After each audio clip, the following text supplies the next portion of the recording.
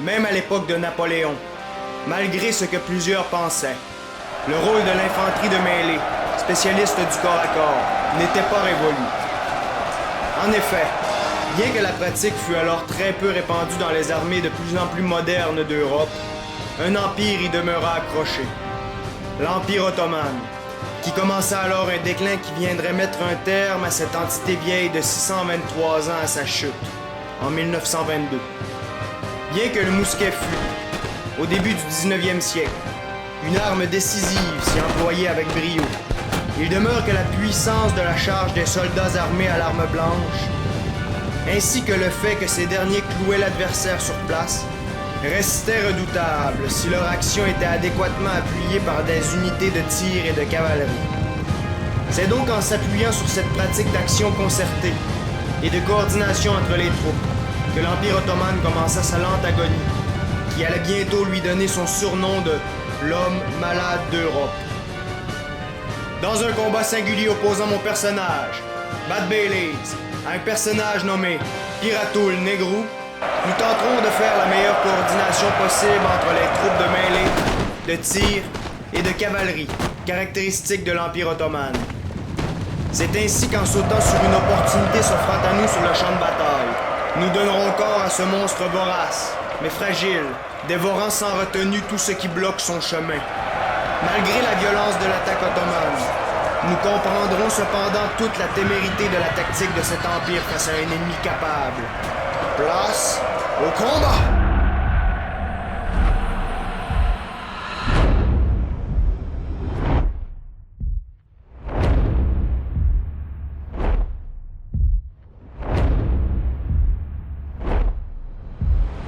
Bon alors, comme à notre habitude, observons les unités en présence en commençant par celle de mon opposant. Alors juste ici, sur son aile droite, on va remarquer qu'il y a un détachement composé de, côté infanterie, une troupe d'infanterie de ligne, ainsi qu'une troupe d'infanterie de ligne suisse. Côté cavalerie maintenant, on va retrouver une troupe de carabiniers, soit la cavalerie lourde d'élite de l'armée française. Ensuite, au milieu, on va retrouver une troupe de chasseurs à cheval, c'est-à-dire des troupes de fusiliers montés. Enfin, juste ici, on va retrouver une troupe de chevaux légers lanciers. Enfin, dissimulés parmi ces troupes, on va retrouver aussi deux troupes de voltigeurs. Juste derrière ici, constituant une sorte de réserve, on va retrouver côté cavalerie une troupe de chevaux légers lanciers, ainsi qu'une troupe du 5e régiment de hussards. Derrière ces derniers, on va ensuite retrouver deux troupes de légion polonaise, ainsi que son général, le maréchal Soult. Balayons maintenant sa première ligne. Juste ici, à sa gauche, on va retrouver une vieille garde, suivie de deux troupes de voltigeurs, ainsi que de deux troupes de légion polonaise. Enfin, sur son aile droite, on va retrouver, juste à côté du premier groupe que l'on a observé, deux troupes d'infanterie de ligne suisse. De mon côté maintenant, on va remarquer que mon armée va être séparée en deux corps. C'est-à-dire mon corps principal juste ici, ainsi qu'un détachement qui va être destiné à aller occuper la montagne que voici. Commençons donc les présentations par ce groupe qui va être en fait mon aile gauche. Ici, on va retrouver trois troupes de mêlée, c'est-à-dire une troupe d'infanterie légère, nommée les Bashi Bouzouk, ainsi que deux troupes d'infanterie plus lourde, c'est-à-dire les Semat Janissaires. Derrière ceux-ci, destinés à venir les appuyer une fois qu'ils auront pris le contact, on va retrouver deux troupes de Nizam-i Sedit infanterie. Ces derniers vont en fait être des fusiliers. Constituant l'arrière-garde de ce groupe, on va retrouver trois troupes de cavalerie lourde d'élite, les gardes Silatars. Du côté de mon corps principal maintenant, on va retrouver une constitution relativement similaire. Cependant, il va y avoir quelques petites différences. Notamment le fait que ce détachement va être un peu plus imposant, outre au niveau de la cavalerie. Constituant ma première ligne, on va retrouver encore une fois deux troupes de Bashi Bouzouk. Derrière ces derniers, on va retrouver quatre groupes de Semat Janissaires, c'est-à-dire, je le répète, l'infanterie de mêlée un peu plus lourde. Enfin, juste derrière, accompagné de mon général, on va retrouver quatre troupes de Nizam-i Sedit infanterie. Complètement sur mon aile droite, on va enfin retrouver une autre troupe de cavalerie lourde d'élite, c'est-à-dire les gardes Silatars.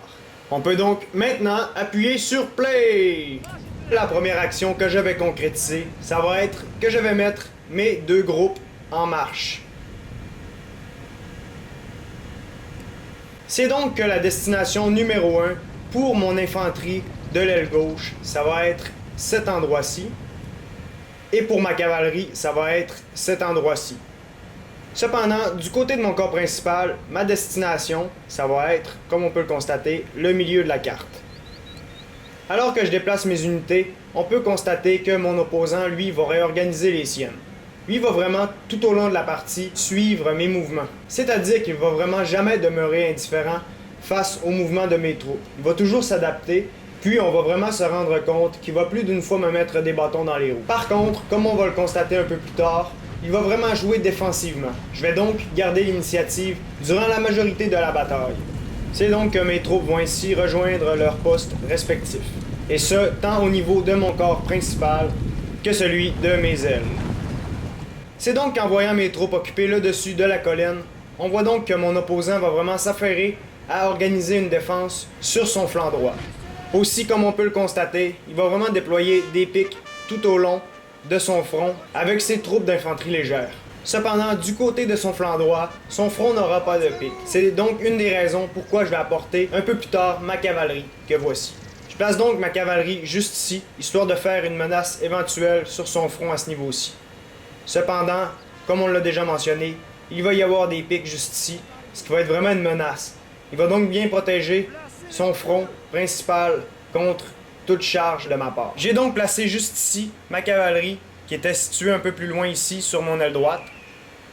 Je la garde ici, cependant, je vais rapidement la redéployer un peu plus loin et tenter un mouvement de flanc en la faisant passer par la rive droite du lac. À ce moment-ci de la partie, il y a donc une légère période d'attente où on observe chacun nos dispositifs. Bientôt, je vais alors passer à l'action. Cependant, bien évidemment, ça me demande quelque peu de réflexion puisque je vois vraiment que son dispositif, qui est très défensif, est vraiment bien défendu. Par contre, dû au fait qu'il n'y ait pas de pic juste ici, je vais donc juger que ce front est vraiment moins bien défendu que le front principal. C'est donc de ce côté-ci que je vais porter mon effort premier.